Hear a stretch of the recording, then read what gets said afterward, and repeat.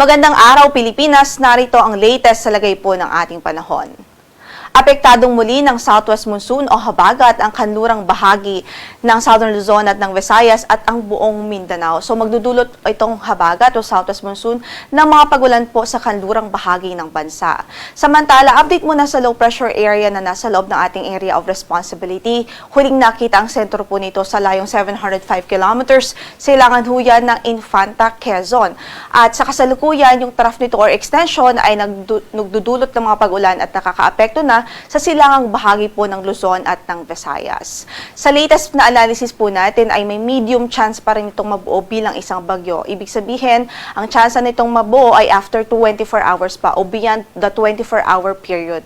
At sa kasalukuyan, sa ating analysis din, generally ay pa-west-northwestward pa rin ang kanyang pagtahak at posible po na mag-traverse ito o tumawid dito sa northern o kaya naman sa central Luzon sa mga susunod na araw.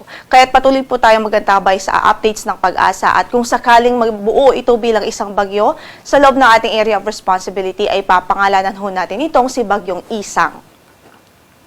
Sa pagtayo ng ating panahon sa araw na ito, magiging maulan ang panahon dito po sa Cagayan Province, Isabela, Aurora, maging dito sa Metro Manila, Calabarzon, Bicol Region, at sa Oriental, Mindoro, Marinduque at Romblon, epekto po ng trough ng low pressure area.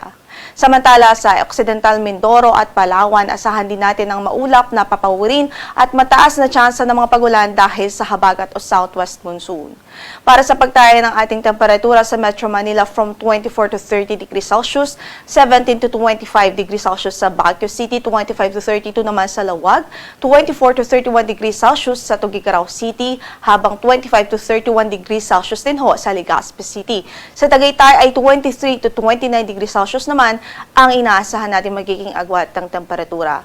Again, magiging maulap ang papawirin at mataas po yung chance ng mga pagulan sa maghapong ito dito po sa Metro Manila, Calabarzon, Bicol Region, Oriental Mindoro, Marinduque, Romblon, maging sa Aurora, Cagayan Province at Isabela, dulot ng trough o extension po nitong low pressure area na nasa loob ng ating PAR.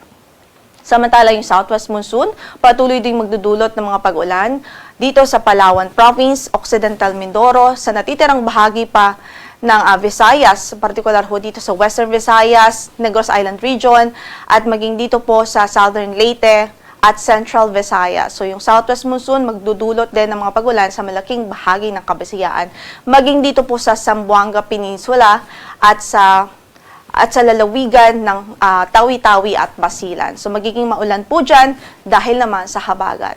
Ang Northern Eastern Samar, maging ang Samar Province at Biliran Province ay mataas din ang tsansa ng mga pag-ulan sa araw na ito dahil din sa trough ng low pressure area. Sa natitirang bahagi naman ng Mindanao, generally ay mga localized thunderstorms ang pwedeng maranasan ng ating mga kababayan.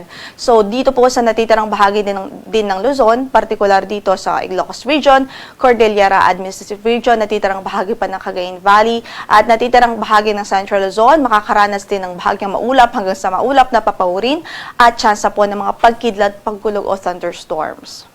Para naman sa pagtayo ng ating temperatura sa Tacloban from 25 to 31 degrees Celsius, 26 to 31 naman sa Cebu at 25 to 31 degrees Celsius din ho sa Iloilo City.